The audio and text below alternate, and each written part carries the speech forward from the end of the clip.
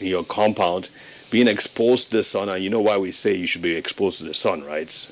Don't forget vitamin D. And you should be moving around, because the risk of having health challenges from just sitting down in one place, all cooped up under your roof and within the four walls or four corners of your house, can be tremendous. And we've seen some mental health challenges come out of that. So exercise is really, really important. In my opinion, I don't think we give it enough attention. I think this is something that should be drilled into us right from primary school through secondary school and through university. These should be compulsory courses as part of our overall education. It really should be a part of it, and it's that important. And we have a guest on today who is going to tell us just how important it is. He is a professional trainer, and I'll be introducing him in a few minutes. What we know about muscle is that it's not just about making you strong and giving you a good posture or making you look good. We are now beginning to find out that having muscle can be a safeguard for you even in cases of chronic disease. Having muscle can help you fight infections more, because really muscle is where the proteins are, and proteins are the tools that your immune system uses to fight off infections, bugs, bacteria, and so on and so forth. But before I take away the shine from my guest, we're going to take a quick break here, and then we'll get him and I'll introduce him right away. So stay tuned.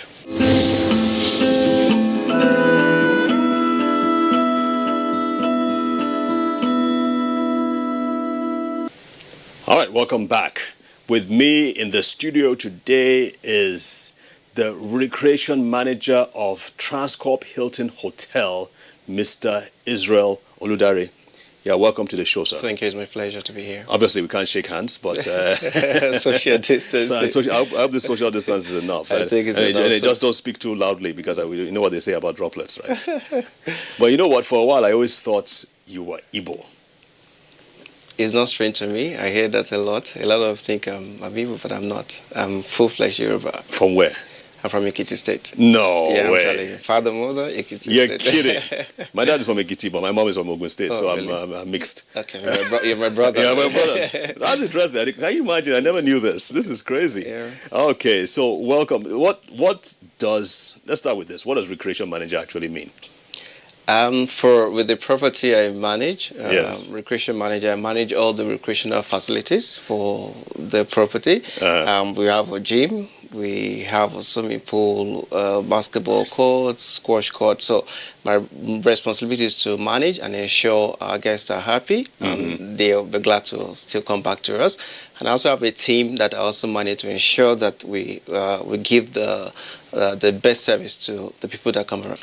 One of the reasons why I'm so glad you could make it today is so that you can bring in that expertise, bring in that experience and wisdom, and the things you've learned from working with people of different age groups and different backgrounds to the studio, so that people who are watching us can benefit from all this experience and all this wisdom, especially when it comes to exercise. Because like I said earlier, I think we as Nigerians don't do enough. We don't have a good conception. What do you feel about the whole idea of exercise and how we see exercise in this country? Yes, for me, I usually tell people that keeping fit should be a lifestyle. It's not something you jump into and jump in and jump out. It should be your lifestyle. It should be something you do regularly. It's something you are conscious about and you plan to do it. And in this part of the world, a lot of people, is yet to be a culture. It's growing, but we can do more. I've noticed the trend. Most people dash to the gym when they visit their doctor, and doctor says, hey, tick, tick, tick, tick, you need to get to the gym if you want to live longer. That is why you see people rush to the gym. It's not their lifestyle.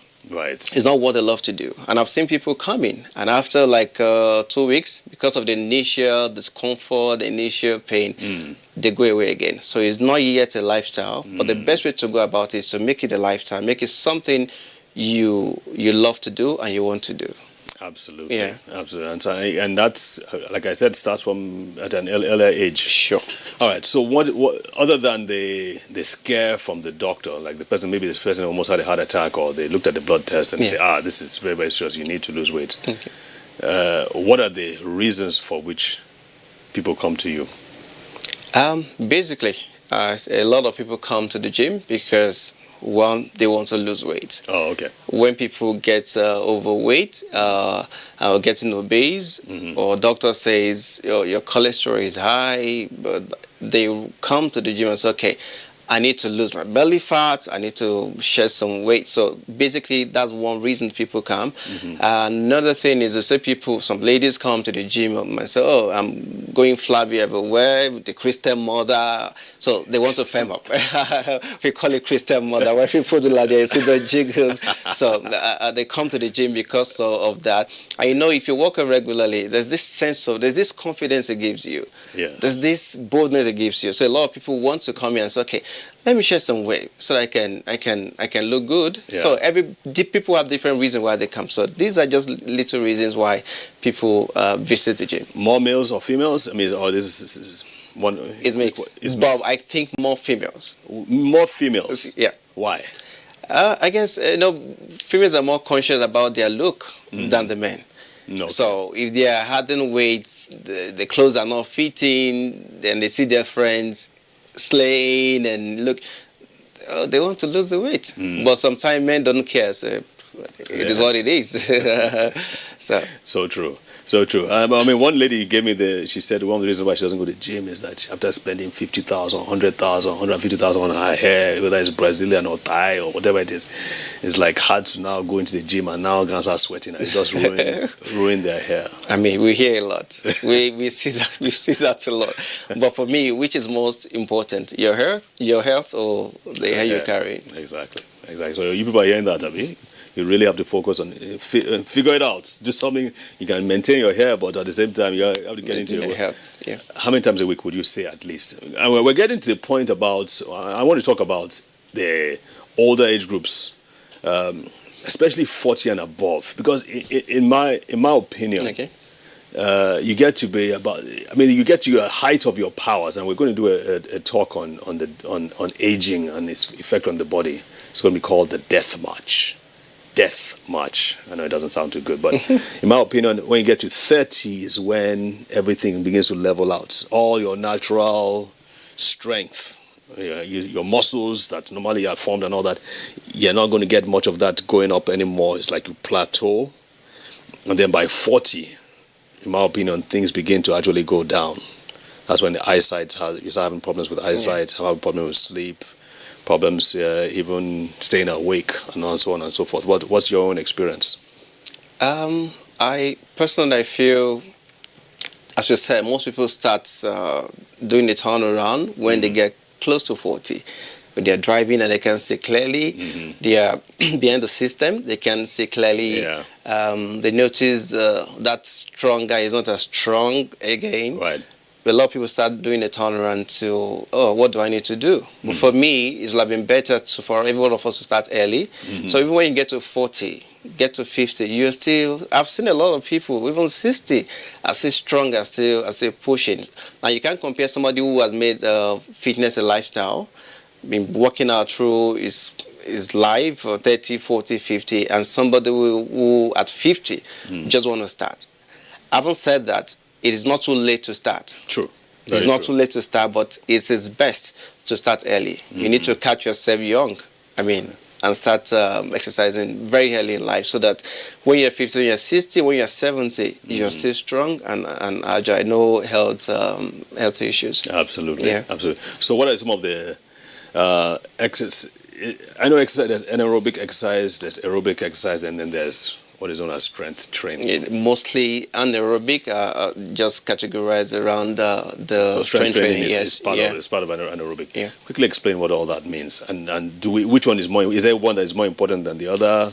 What's your opinion? Aerobics are just those exercises you do that engages your cardiovascular part of you, like you're jogging, you're swimming, you're dancing. These are aerobics exercises. And anaerobic are those sort of, you said, like strength training, working out in the Lifting, it doesn't have to be weight. lifting weights. It does, but basically like lifting weight or using your body weight. So like press ups, and all that. And sometimes you get some aerobics as you are doing those press up, as you are doing your squat and so on. And for me, there's none that is like better. It's okay, this is better than this. We need to do both for us to really get the best out of it. Because if you do cardio exercise alone, you're just jogging alone, and you're not building muscles, you're not lifting to get strong. Over time, you start losing your muscles, and you may not like the way you may be strong with your lungs, but you are not strong. I mean, physically. Yeah. Makes sense. All right, we're going to get into that some more. Okay. But at this point, we have to take a break. So stay tuned, and we will be right back.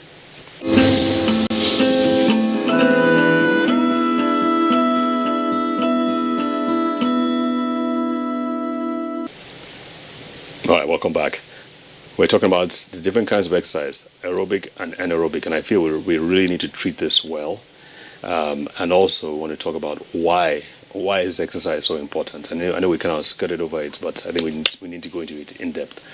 Aerobic exercise and aerobic exercise. Examples of aerobic exercise. Dancing. Doing your jogging.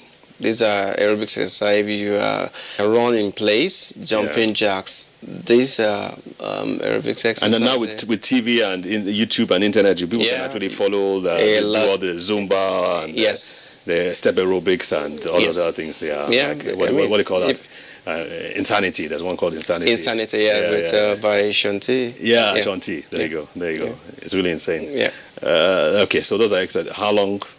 Ideally, does that depend on age or circumstance? Also depends on your fitness level. Okay. I try to say fitness level. Yeah, age too is very important, but there's some people who are older, and because they've been working out, so you can't really use age as a caveat for them. There's some people who are young and they just come into fitness. So for me, you need to know your fitness level. You need to know how healthy you are before you can't just come to the gym and start pushing yourself that much. So basically, like 30 minutes, 45 minutes aerobics exercise will be fine, like 3 times a week, minimum. And you have more time, yes, you can exercise every day. But because, we're busy, at least minimum 3 times a week, about 30 to 45 minutes, that will be good. I noticed you haven't mentioned walking. Everybody, we all walk, but I'm not saying you sit on your chair and you needed to just pick a file and you say you've exercised. It must be deliberate. It must be specific. Okay, for 45 minutes, you change into your exercise gear and you hit the road and you walk. Yes, that is fine. But if it's not deliberate and you say, I walk every day. Okay, when do you walk? It is not deliberate, so you can't call it exercise. It must be deliberate. You must create time for it. And so, for the next 45 minutes, I need to exercise. So if you're walking, yes. And for those who are just starting, walking is a very good exercise for them. And those who are people who are not, if age is not on their side, also, you can't jog because of strain on the knees and all that. Yeah, walking is fantastic. But once you get working with these people and maybe they have knee issues and all that, do you find that after working with them for a while that those knee issues can improve? Yes, I've seen. I mean, you keep getting feedback from clients who started. I mean, with knee injuries. Sometimes it's because we live a sedentary lifestyle. That's why we are feeling those knee and back and all this. So over time, when they start becoming active, they start walking, they start exercising. Some may just, if you know how to swim, go and swim. And they'll be wondering, what happened? I can't feel the knee pain again. So it happens sometimes. So the body actually gets to heal itself once Get to hear itself when, because there is a flow of blood generally in the body. So it's some of those injuries or pains, they just ease out by the body itself. Yeah, we talked about blood flow, cardiovascular health at one of our other sessions, and I think this is a perfect example that once the parts of your body, whether it's the brain or the heart or the kidneys, once they're getting better blood flow, they seem to improve and they seem to recover and heal themselves, because the nutrients, the oxygen, are now reaching the parts that need it. Yeah. When before they probably were not getting enough of that. You're right. Okay, great. Anaerobic exercise. Basically, for me, what we do, like in the gym, working out with weights, you have a dumbbell, you have like a multi-gym. These are some anaerobic exercises, and sometimes in the floor in your home, you're not jumping, you can make your squats, you can make your lunges. So these are little and it's called anaerobic exercise because I mean, the how do I put it? You're not like engaging you're not getting so much cardio from the exercise you're doing. Okay. Yeah. Okay. Because so it's not, when you're jogging, it's like blood is flowing more and oxygen is being supplied and the body is using oxygen as it goes along. But anaerobic, it's like the body doesn't use oxygen not as much as you do when you're doing your aerobics exercises. Yeah. And it's not consistent. It's like, and you get some time to also rest and recover. Yeah. So I know we've touched on this already, but what are some of why should people exercise? What are the benefits of exercise? The benefits is so much. I will just mention it helps your mental and physical health. If you exercise regularly, it can boost your energy. It can also, as you mentioned earlier, boost your immune system. It helps you it reduces the risk of having some diseases like let's say high blood pressure, arthritis, diabetes, and some cardiovascular diseases. It helps you to reduce the risk of getting that as we age.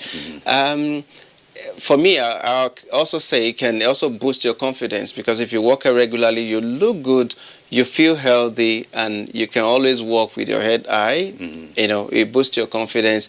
The benefits are so much. Speaking of mental health, I know they've done some studies in which they looked at depression. Yes, depression, and they found out that exercise and working out worked just as well, even better than drugs. Definitely. I've seen a lot of people, we keep people's, as a doctor also, you keep people's secret and, confidential. People come to the gym, they tell you because they're going, they're sliding into depression, and that's why they're into gym. So we just, help them to get through that. So they need to engage their mind to take, to use the side to take off the pressure they are feeling, what they think about that gets them, put them under pressure. Yeah. And that's also because as you're engaging the body, I talk about the laws of life a lot, laws of health. There are about 7 of them. But I think the most important law probably would be movement, the law of movement. Once you start moving more than you were moving before, it's like things begin to fall into place. Somewhere or the other. In fact, speaking about you were mentioning vision problems. I remember in the States, in the US, there was this 70, 80-year-old looking man, and he walked to his locker and he was trying to get the combination lock, and so he can open his locker and get his clothes out. And then he basically broke out in cuss words, swearing out. It's like, before I came here, I couldn't even see the numbers, but now, after exercising, I can now see them clearly. Of course, we can't repeat the kind of words he was using, but it was so glaring. He just screamed. It's like he couldn't see the numbers. Now you can see the numbers. Maybe a lot of blood flow has really gone through the system, his brain, and he can see properly. I think we really, really underestimate. And yes, it's not easy, really, to take up the time and go and work out and run and all that, but the payoff can be tremendous. And I think even me, that sometimes when I'm like, I don't want to go and play squash, it's a long drive and all that, but once I decided to do it, I really, I'm happy. Almost always happy I did it. I tell people, I said the process is difficult, but the benefit after is, you'll be happy that you did it. Yes. So. And many of these conditions that we think about, like sleep apnea, people are not able to sleep well, or they're snoring, or they're losing, they get tired in the morning, they're losing focus. A lot of these things could really be alleviated if one exercises. Definitely. All right. So one question that I feel needs to be answered before we close is, if you had the most basic equipment? What basic equipment would you recommend for people to have in their homes? For me, I know it's not everyone that can set up a multi-gym in their homes, but basically, I would advise, if you have dumbbells, if you can afford barbells, and have like a bench exercise, adjustable exercise bench, that's enough for you to do most of the exercises you need to go to the gym to do. You can do your bicep, you can do your shoulder press, you can walk your back, you can walk your chest, you can squat with it. A lot. We can't do sit-ups and lower back. If you get the right amount of dumbbell, you can still use it for your sit. So you have a mat, you can still use the dumbbells to engage yourself. So for those who know what to do, the dumbbell is something you must have, and you use it to just bring the gym down to your house, to your home, using the dumbbells. All right. So in the next time you're on, we're going to talk about how to use those. Oh, that will find those dumbbells to exercise. Yeah. And then maybe we'll talk about exercise for specific situations, like when the person has had an injury, or a person who is who the doctor says that they are this close to a heart attack, for instance. What exercise, high cholesterol, the diabetes, what exercise people should use, and then of course age and different circumstances. Can we do that? Yes, I'll be glad to do that. All right, awesome. You heard it, folks. Mr. Israel will be back, and we're going to really go into some detail. Thank you for joining us. Remember, we are doing this for your benefit. We're trying to fill in the gaps of your health knowledge, and remember that we are backed by the federal government to teach on all these aspects. And so the government is really concerned about your health. So stay tuned and join us next week so we can continue this interesting